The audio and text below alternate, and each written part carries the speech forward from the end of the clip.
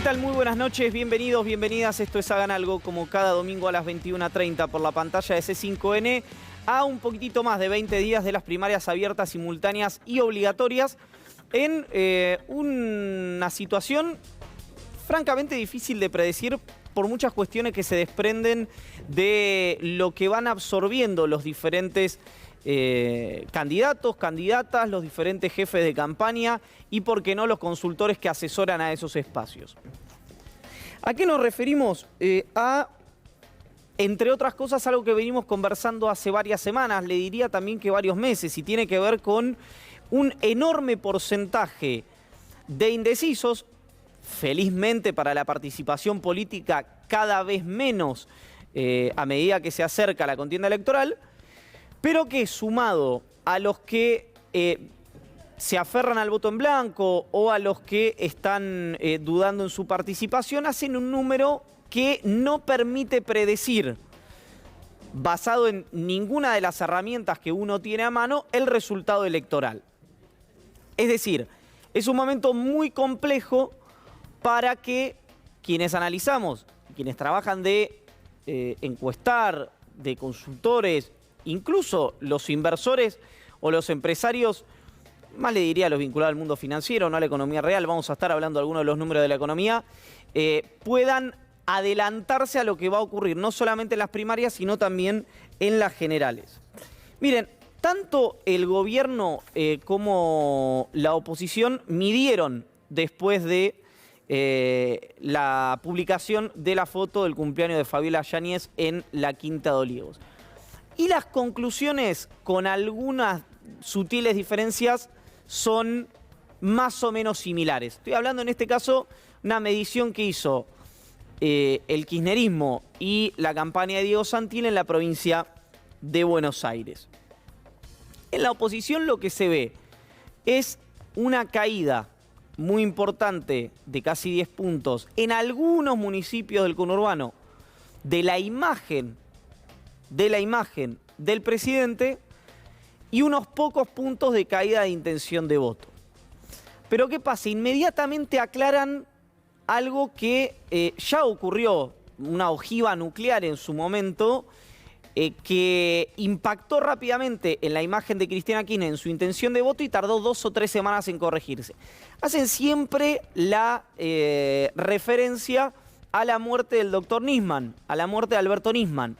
En aquel momento, la imagen de Cristina Kirchner se vio golpeada muy pero muy fuerte en las primeras semanas y al mes ya había recuperado los niveles de imagen y de intención de voto previo a la muerte del fiscal especial. En el oficialismo no es muy distinta el análisis de los sondeos que han recibido algunos de los socios fundadores del Frente de Todos. Se ve una modificación muy marginal en el margen de error y sí una dificultad del oficialismo de seguir creciendo en la medida que lo hacía históricamente el kirchnerismo en los jóvenes. Es decir, una foto similar a la situación previa a la filtración o a la publicación en realidad de la foto en la Quinta de Olivos. ¿Esto significa que el gobierno va a ganar las elecciones a nivel nacional en la provincia de Buenos Aires? No necesariamente. Nada más lejos, le diría, en virtud del análisis que estamos haciendo. Significa que, a priori, según los números de la campaña de Santilli y de Alberto Fernández, no impactaría ese episodio en las PASO. Ahora, le queda un tren de problemas, tanto al gobierno como a la oposición, para la contienda del 12 de septiembre.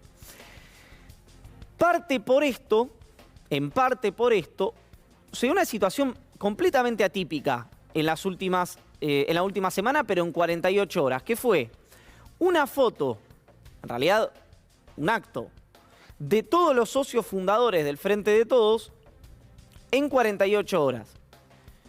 Una situación en un acto y la otra en lo que fue este plenario del Frente de Todos, que oficiaba también como acto de campaña. Recordemos que el último acto de campaña del cual pueden participar los candidatos, el oficialismo, los funcionarios, fue la entrega de viviendas en Isla Maciel bueno, estaban todos los socios fundadores y el ministro Ferraresi. ¿Por qué es importante esto? Bueno, primero porque en general desde el periodismo, de la prensa, de los consultores, desde las 20 manzanas de la capital, se analiza siempre cómo se va a buscar el voto blando, cómo se va a buscar el voto que te permite ampliar por fuera de tu núcleo duro, que es absolutamente necesario, probablemente sea el que te defina la elección. Ahora, antes vos tenés que tener consolidado y movilizado al que te va a ir a buscar esos votos. Traducido, si no fuera necesaria la movilización de la tropa propia, tanto para el gobierno como para la oposición, las campañas serían solamente en la televisión. No serían necesarios los fiscales, la militancia, los intendentes, los sindicatos, los movimientos sociales, el armado territorial. Bueno, en ese marco se dan dos fenómenos interesantes, que es la foto en 48 horas, o insisto, los dos actos en 48 horas con los socios fundadores del Frente Todos y la reaparición de Mauricio Macri.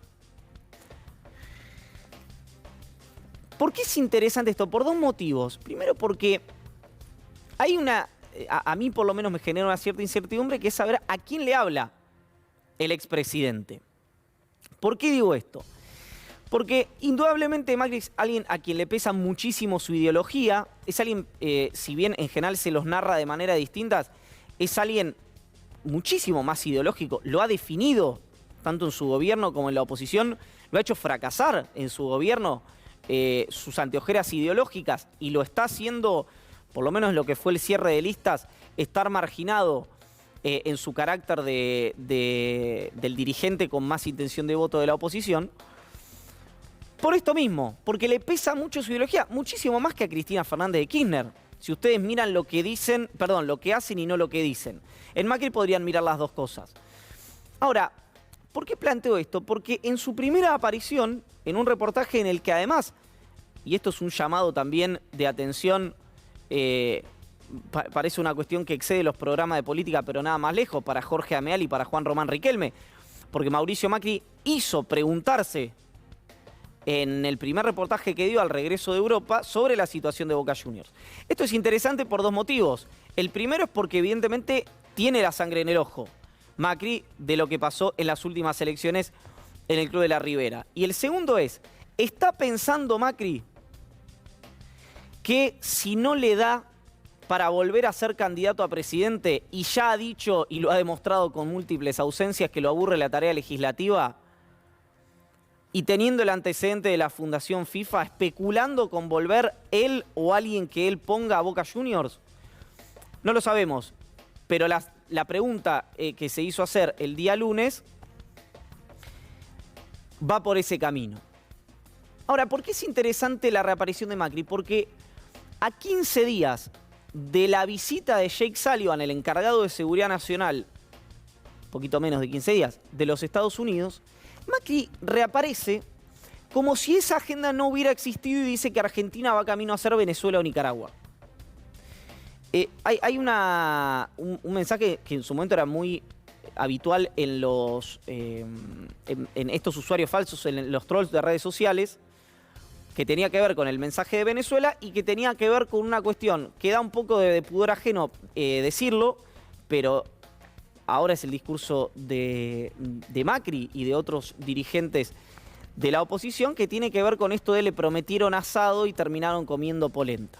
Es así de sofisticado lo que le estoy contando, pero es el discurso que se ha erigido como parte central de la oposición y lo ha llevado Macri a la campaña electoral. ¿Por qué es interesante que Macri no registre lo que pasó? Porque uno puede pensar que Macri está sobreideologizado, pero no es difícil pensar que esté fuera de la realidad en tanto y en cuanto a las necesidades de su espacio político. Entonces, si Juan González, el encargado para América Latina del gobierno de Joe Biden, publicó una declaración oficial en la página de la Casa Blanca, en la que le pareció virtuosa la visita a la Argentina y ve a nuestro país como un posible faro de estabilidad en la región, ¿en base a qué Mauricio Macri dice que Argentina va camino a ser Venezuela o Nicaragua? Bueno, la única explicación posible, al margen, insisto, de su sobreideologización, debe tener que ver con un fenómeno que están advirtiendo sobre todo en la Ciudad Autónoma de Buenos Aires, en menor medida también en la provincia. Estas encuestas que yo le contaba al comienzo, que realizó la campaña de Diego Santilli, también la realizaron para la Ciudad Autónoma de Buenos Aires. ¿Y ahí qué se registra? ¿Qué registra el PRO o Juntos en la Ciudad de Buenos Aires? Registran un crecimiento sostenido de López Murphy dentro de la PASO y de Javier Milei por fuera de la PASO. ¿Esto qué implicaría? Primero, después del fracaso de las encuestas en el 19, todo esto hay que tomarlo con mucho cuidado. Lo mismo que le dije al comienzo. Pero de certificarse, consolidarse esta tendencia, implicaría que María Eugenia Vidal podría estar con 35 puntos muy cerca del candidato oficial. Oficial me refiero de Nación, de Leandro Santoro. Y que López Murphy, con los números que tenían en Uspallata, hoy está haciendo entrar un diputado. ¿Por qué todo esto es importante? Porque tiene que ver con la conformación de la campaña con la que Vidal está disconforme. ¿Cuál es la hipótesis? Que con esos números que tiene hoy, por la paridad que requieren las listas, no entraría López Murphy, sino el único diputado, en este caso diputada, que ingresaría por su lista sería Sandra Pita. Y entonces el temor de Rodríguez Larreta es que los votos de López Murphy, o parte de los votos de López Murphy, migren hacia Javier Milei. Es por eso que algunos en el esquema de Vidal, por lo bajo, sostienen que el comando oficial de la campaña del PRO en la Ciudad de Buenos Aires no está haciendo todo el esfuerzo que podría hacer para su candidatura, para la de María Eugenia Vidal, en virtud de la necesidad que tiene que López Murphy no saque 10, saque 15, para poder entrar él también en la lista y que esos votos no migren a la candidatura de Javier Milei. Si el análisis es correcto, yo no lo sé. Es decir, perfectamente podría pasar que aún López Murphy no entrando, esos votos los contenga María Eugenia Vidal, o viceversa, que sea una apuesta atomizadora en las PASO y que después se polarice en las generales. No lo sé, lo dirá el tiempo, que es un gran ordenador. Pero sí es una preocupación hoy en Parque de los Patricios. Y mientras tanto, se da una situación muy singular, que es esta suerte de campaña cruzada que se hace en la oposición y el oficialismo respecto a los cuidados o la falta de ellos durante la cuarentena.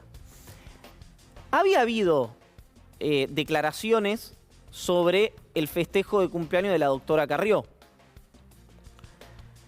que habían quedado medio en una nebulosa, tapadas por la filtración, por la publicación, no quiero que nadie se enoje, de la foto del cumpleaños de Fabiola Yáñez. Ahora hubo una denuncia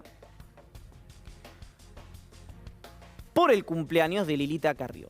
Y en una situación muy atípica de falta de habilidad, esta es una lectura mía, mi verdad relativa, puedo estar equivocado, Lilita Carrió hace escalar el tema en un reportaje que da en Radio Mitre con una declaración muy altisonante que dice: pensé en irme del país. Es una canallada, es incomparable, pensé en irme del país.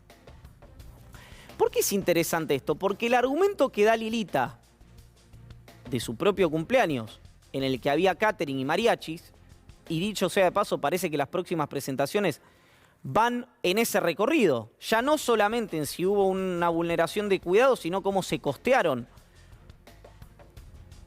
esos momentos de ocio en el cumpleaños de Carrió, del que participaron los principales jefes de la oposición, entre ellos Mario Negri y Rodríguez Larreta.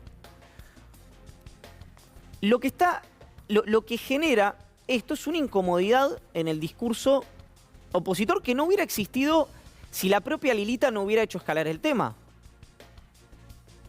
Ahora se da una situación en la que Carrió, en esa nota, argumenta dos cosas. En la nota que da en Radio Mitre con Marcelo Bonelli. Una, que todos los asistentes y las asistentes al cumpleaños tenían un PCR negativo. Algo que celebramos, digamos, esa medida de cuidado, pero no está contemplado, o no estaba contemplado en ese momento. Es como, para decirlo rápidamente, como cuando ustedes ven en televisión que dicen, no, hisoparon a los invitados que están comiendo. Está bien, es un cuidado que hace la empresa y está fenómeno, pero no es parte de los protocolos para habilitar ni un cumpleaños con cenas bajo techo, a puertas cerradas, sin distanciamiento, como las que la propia Carrió difundió luego de la celebración de su cumpleaños, ni parece, quiero ver el tuit si lo podemos ver, que ella invocó una conversación y una habilitación que había tenido del municipio de Exaltación de la Cruz. Es interesante saber a quién le va a caer esta causa. Pero eso lo vamos a hablar en un ratito nada más. Vamos a ver el tuit del intendente de Exaltación de la Cruz, porque lo que hace es responder con una explicación vinculada a los protocolos habilitados en aquel momento, a la invocación que hizo Lilita Carrió de una presunta conversación. De una presunta no, démosle la derecha a la líder de la coalición cívica, de una, con certeza, conversación que seguramente tuvo o con el intendente o pidió alguna habilitación al municipio.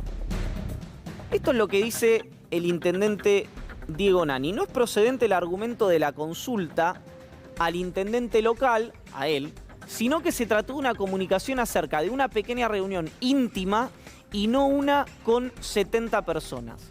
Exaltación no estaba liberada, en ninguna foto se verifica cuidado de distanciamiento y uso de tapabocas. ¿Por qué es interesante esto? Y lo vamos a hablar en instantes con Diego Nani, el intendente de Exaltación de la Cruz.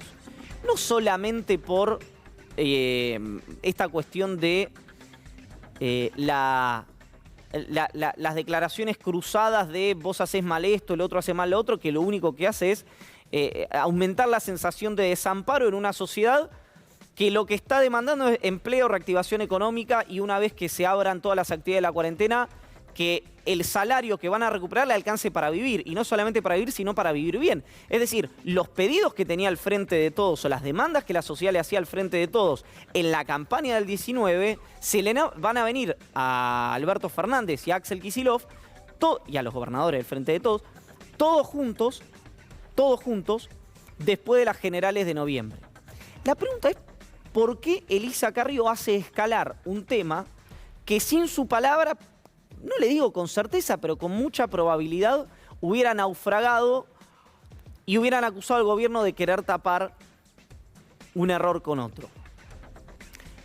En parte puede tener que ver con que la falta de coordinación que se ve en el oficialismo también existe, y en mayor medida en la oposición, solamente que maquillada por los errores de los primeros. Empezamos, hagan algo. Los